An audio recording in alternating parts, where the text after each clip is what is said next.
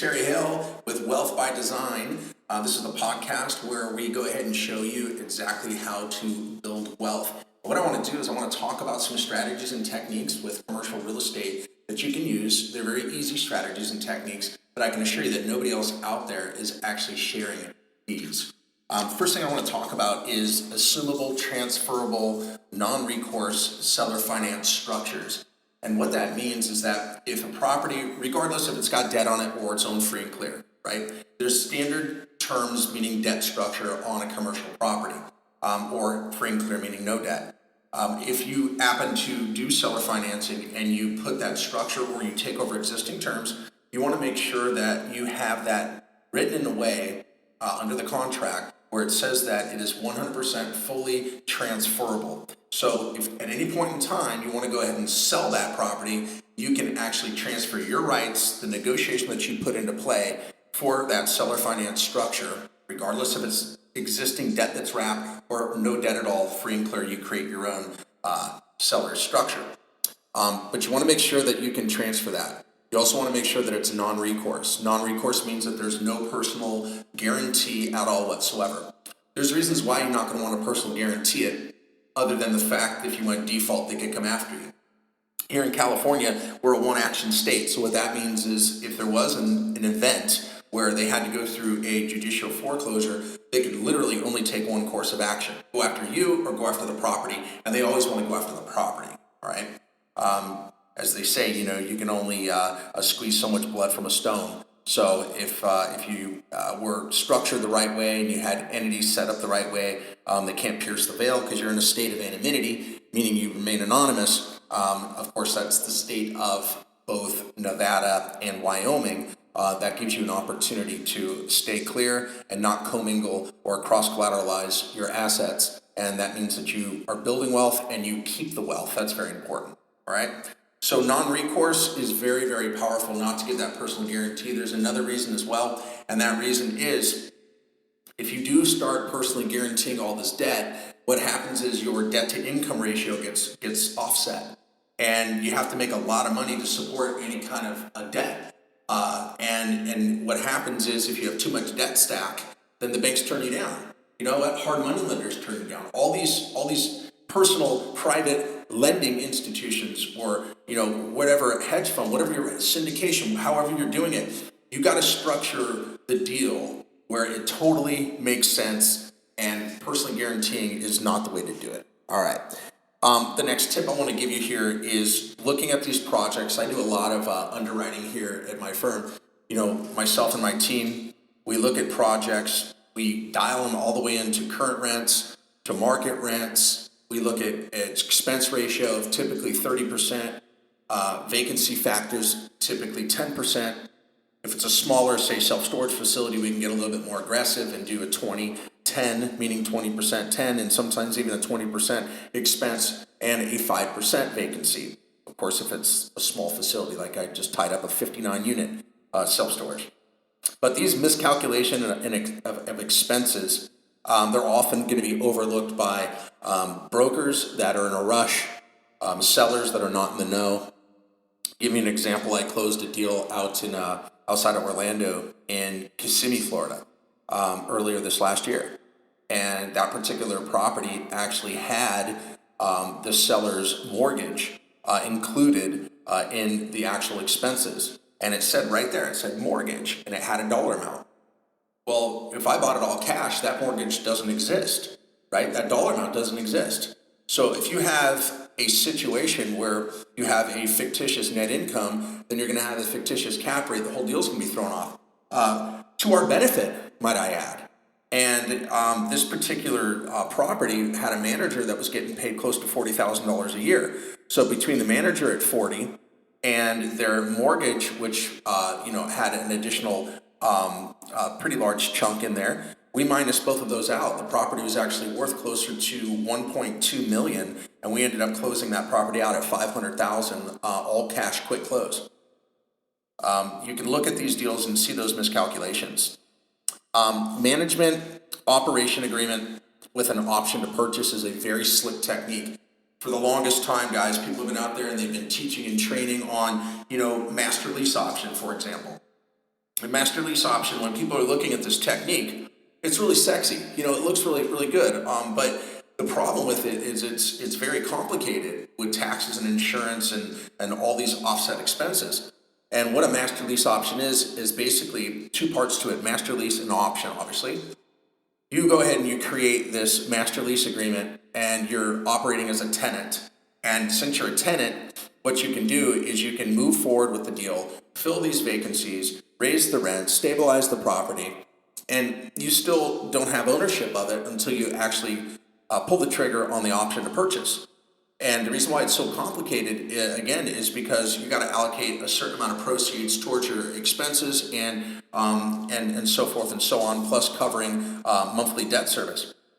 An easier way to go about it is to just execute a management operating agreement. So you come in as a manager. And with that, the seller is going to be responsible for everything. Since you're just managing the property and putting the time and energy into it, you still have an option. And then once you go ahead and you're fixing the problems with the property, stabilizing it, at that point, you move forward and purchase the deal. So it's a very slick technique. All right. A subordinated lien on non-recourse seller finance structures is another really cool technique. I've been practicing this for a very long time. I learned this one from some of the greats that are out there. The big dogs, the Wins and the Buffetts and the Rosses of the world. All these people out there that are playing in bigger numbers. What they have to do on these bigger deals is they have to use these creative structures and techniques. And one of the structures is to move forward on this deal, go ahead and create, this is on a free and clear property, of course, meaning no debt encumbered on the property whatsoever. You go ahead and create a seller finance note, but you make sure that it's got a subordination clause attached to it in the contract. And what that means is that you can go ahead and bring out an additional first loan position, borrow against the property, and a lot of times borrow against the property to buy the property. So since it's got a subordination clause, it means that the seller finance note that's in first position, it's going to be subordinate to a new first. And again, that allows you to go ahead and get easy money to put into first position. Another great technique that I love, and if you want to get long-term seller financing to play appreciation, depreciation, and cash flow, remember, appreciation is the key because we can't buy time. But one of the things that we can do is structure these deals in a way where we can play appreciation and the property is going to be worth so much more, because we can do long-term seller finance structures. And how that looks on these structures is we can actually orchestrate the negotiation to do 10-year. I just did a 10-year seller finance note. 15-year. The longest one that I've ever done is an actual 29-year seller finance note. And with this long-term seller finance note, we play on the seller's greed. That's how we get them to actually give it up. Why would they ever want to carry that long term? Well, if they do cash out, then they have to pay capital gains.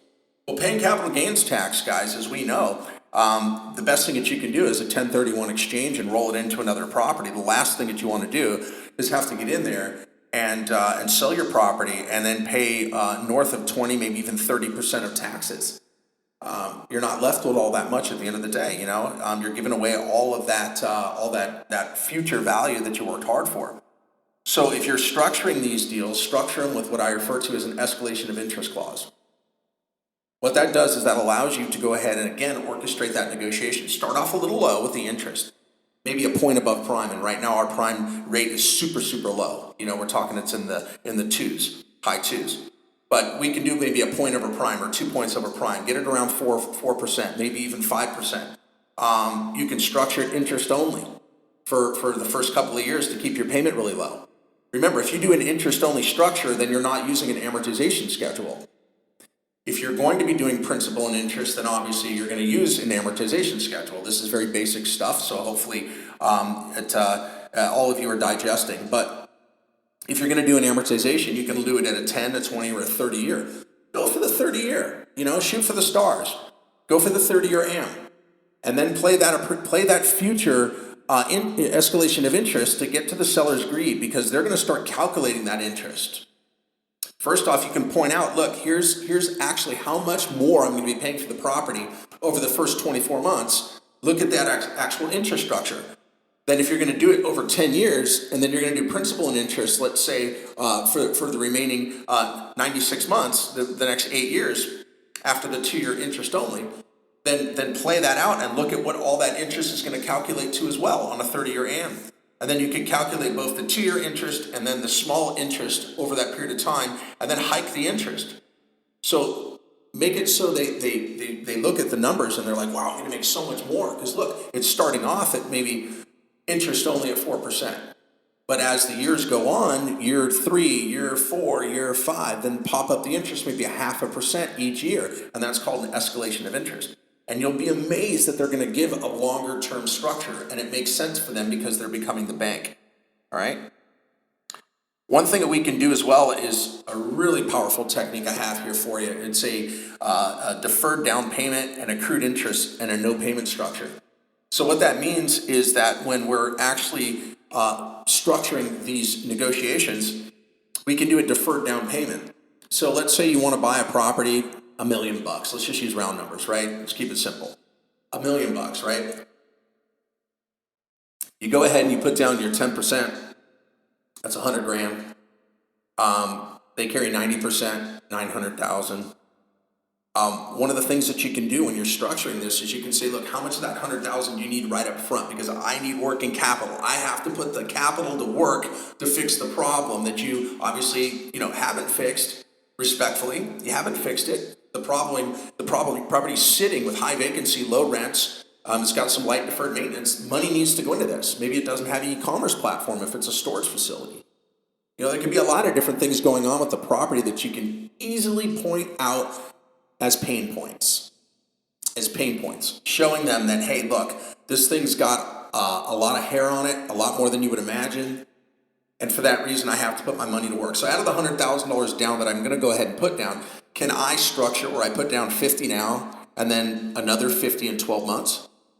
And people, typically, they don't think in this fashion. But if you start asking, if you don't ask, you don't get. So if you start asking, you'd be amazed at how things can actually unfold, okay? You can do accrued interest, meaning the interest, if you interest only, like for a 24-month interest only payment structure, if you actually accrue that, meaning that it's paid later, okay? Or what you can also do is defer it. And if you do a deferment, that means that you're putting it to the back end of the loan. That's pretty amazing. I said, look, I'm not asking for a no payment structure or a no interest structure. You're going to get the money, but you're just going to get it later. I did a project not that long ago. It's a 54-unit multifamily. And when I went in, I went ahead and asked for the first 12 months to be deferred. And they agreed because there was so much deferred maintenance on the property.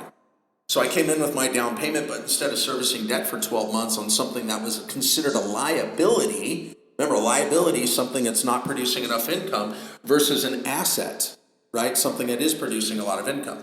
So it's a liability, and it made sense, and they agreed to go ahead and to do that. And so we put that on the back end of the loan, which was great. All right, got a couple more here for you.